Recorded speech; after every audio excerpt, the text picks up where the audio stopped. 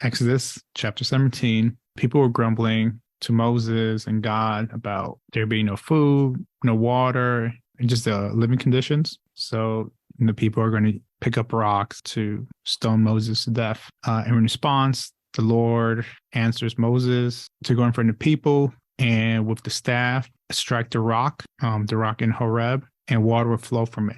So the image or the thoughts I'm getting is that from something that people disregarded, didn't see any value, a stone, a rock, God was able to have water flow from it and provide a gift for the people. And when I looked at the gospel reading of John chapter 4, the Samaritan woman, I'm seeing the same kind of points where there is a object. Unfortunately, I'm going to leave it like that, but there is an object, this being the Samaritan woman, or even the Samaritan people, which the Jewish people saw no value in them and disregarded them. I know there's a whole history about how there was tension between them and they didn't see them completely as true worshipers of God. But in the same way that Moses with the staff struck the rock, that object, in the same way I'm seeing Jesus touch this woman, the Samaritan woman. And by doing that, all this spirit, all this gift flowed from her to the point where she then was able to pull in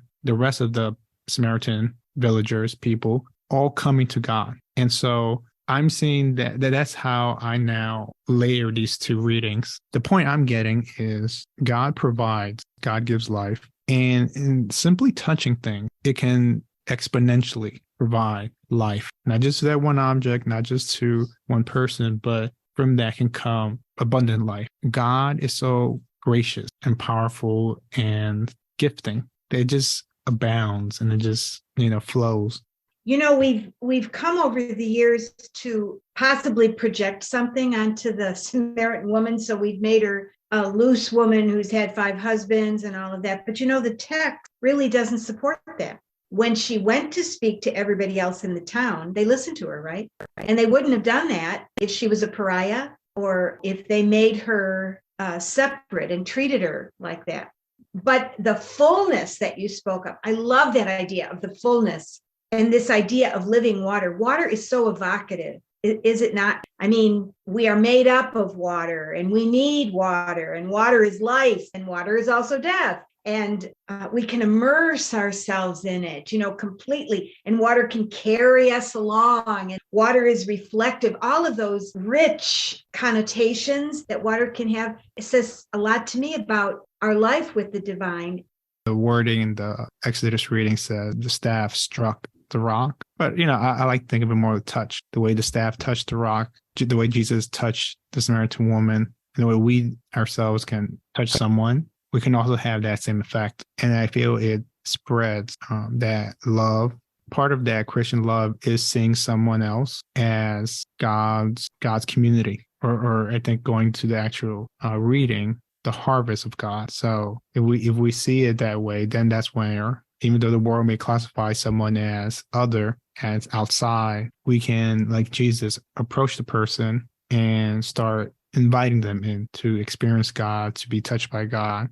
Jesus tells his disciples once they return, I tell you, look up and see the fields ripe for the harvest. And so I feel like that starts moving it closer to us and saying, okay, you are meant to do the exact same thing I'm doing. Touch other people, spread that community, spread that love, and bring everyone into communion with God. And so that's kind of where I'm then saying, okay, so the only reason we hear about, she was a Samaritan is because we're meant to see how we ourselves may create division, but God, Jesus, just passes through that and looks at the person. And we're told to act the same way.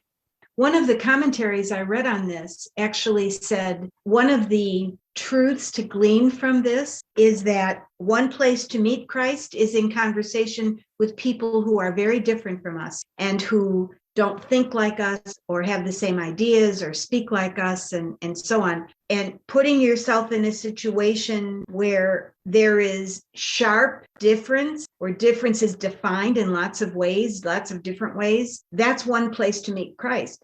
The other thing that occurred to me, for Moses, the staff was the symbol of God giving Moses authority to do this. But the authority to do this harvesting, you use that word harvesting, the authority to do that is ours, is it not? Because by virtue of our baptism, by the Spirit in us, the Spirit of God in us, we share that mission, and we also share the ability to do it if we get ego out of the way and stay connected to that. I'm just reminded again, our life's work is to let God love us and then to be transformed by that and do something with it. You can't ever stop that work until you take your last breath, I think. But if that's our work, then it is the love of God in us that Paul referenced in the second reading, right? Paul to the Romans, the love of God has been poured into our hearts. That's a lovely phrase. It also evokes water, doesn't it? You pour water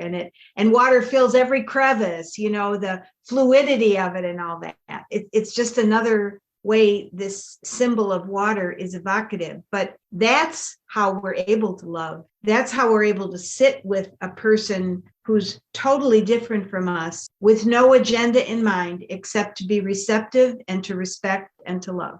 In the midst of that conversation, Samaritan Woman was speaking about the temple. There's a temple in Jerusalem. There's a temple in Samaria. And Jesus is now saying, we're going to move beyond that. We're going to move beyond that to a point where God can be received beyond temple, and connecting it to St. Paul's writing. We mentioned our bodies are the temple of God. There's that possibility now where the divine can flow from people. And so now it's kind of broadening it. We're meant to have that sight, that point of view of seeing people, seeing the divine in people. And again, going with that perspective, we're meant to see, okay, that person is a child of God. From that person can flow the Spirit, because that's kind of what is also being declared in this, not only in Jesus' action and kind of approaching a Samaritan woman that people at the time didn't consider part of God's people, but Jesus is also verbalizing it and saying it. We are going to come to a point where worship is moving beyond the temple structure. The other thing that I thought of as you were talking was how the first reading ended with a question, right? Is the Lord in our midst or not? So that's naming the place where the story happened, but the name is a question. Well, in a way, there's a parallel to that in the gospel when the woman said to Jesus, okay, well, who's right here? Samaritans worship on this mount and you worship in your people worship in Jerusalem. Who's right? Is God with us or not? Often during life, we find ourselves wondering the same question, like, well, what's right? What's the God thing to do here? Engaging that is another part of our spiritual growth, I think, and religious growth. So you said the first reading ends with the question, is the Lord in our midst or not? The beginning of the John chapter 4 gospel reading, verse 5 begins with, Jesus came to a town. So is God in our midst or not? And its answer in the gospel first verse, Jesus came, God came.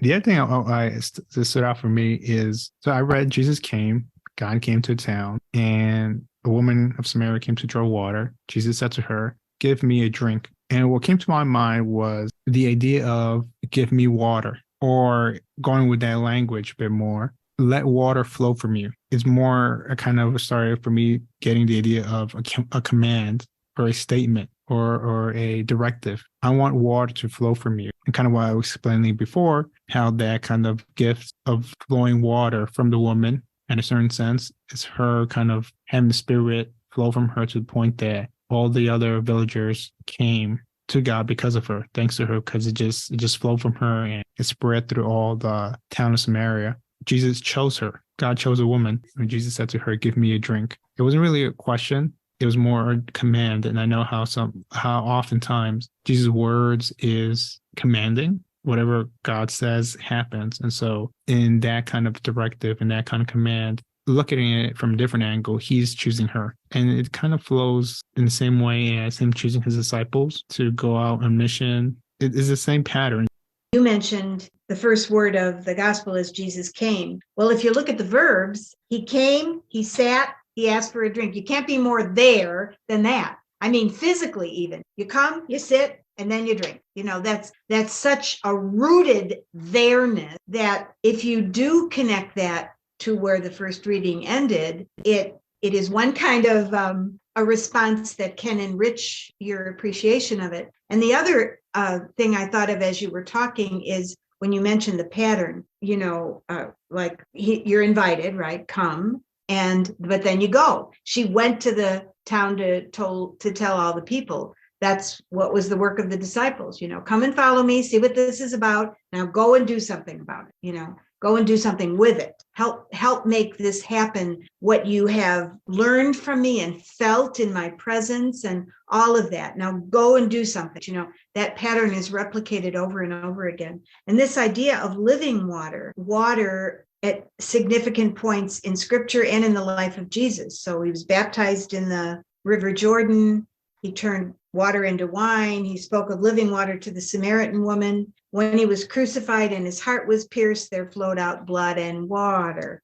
So the Samaritan woman is trying to, at one level, work at pulling the water that's real hard to get down so many layers. But now the new water in Jesus, you don't have to do that. You don't have to dig in to search, and he's just sitting by the well, waiting for her. Looking further down in this gospel, talks about a spring of water welling up to eternal life. I love that phrase. Now obviously different translations would do it differently.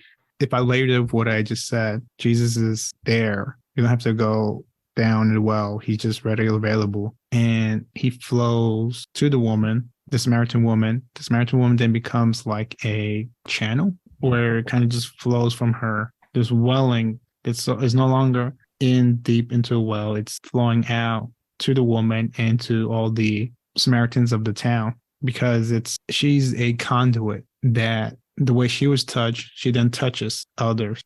Once this nexus happens, this intersection, we become connected to one another in a universal way because Jesus is the center point of it all. So we are the conduits with the immediacy of God's love for us, but because the love is for all, then we're just by that fact connected to one another. Community is created if we realized it and acted on it. After the woman left, then the disciples came to Jesus, right? And then they wanted him to eat, but he wasn't really hungry. I was struck by that because he sits down at the well and asks for a drink. He's thirsty. In other words, there's a physical need there. But when the disciples say, okay, come on, you got to eat, he's more like, no, my work is to do this. This drive in him to begin the kingdom becomes as strong as a physical hunger for him. What if the Christians were the disciples? Okay. God is working outside of those defined people, those defined as disciples. Disciples don't, it seemed like they don't get it, what's happening. They're like, why is he talking to this woman? Isn't he hungry? And they're not observing God's work in action in the now. And so what if that's a challenge for us, for people labeling themselves as Christians? Look where God is flowing from in what people may define outside of the church, outside of Christian. So then God's doing this work through this Samaritan woman God chose. And there's this community of people worshiping God, but never actually mentions whether the disciples joined in on that. Right. So if we ourselves apply ourselves to be the disciples, or we are doing likewise the same thing, we're seeing how God operates in other people, and we don't get why that's happening. We ourselves are more stuck in our own, like, should we be doing this, earthly matters, and not seeing God working in other folks. Would not a more full definition of a Christian be someone who is caught up in how Jesus lived out of this powerful, profound relationship with his Father? In other words, the living out, the doing something is what makes you a Christian, not a belief system, but an action. But this story ends, as you pointed out, this story ends with the people in the town where the Samaritan woman lived. It doesn't end with the disciples. And it ends with what happened inside them, not what happened inside the disciples. Because what did happen, they were, I think a natural movement for all of us is to settle down. And I think scripturally, that's been since the beginning of the Bible. Even when the Israelite people left Egypt, they always wanted to settle down. Okay, let's settle down here. Nope, keep going. Okay, let's settle down here. You always want to put up a tent, and settle down. But that's not what we're invited to, Christian. I think we're invited to keep expanding our tent and moving from where we might feel comfortable and settled into what we're being invited to, not just as part of a belief system, but as part of the dynamic of what it means to be people who are people of the way.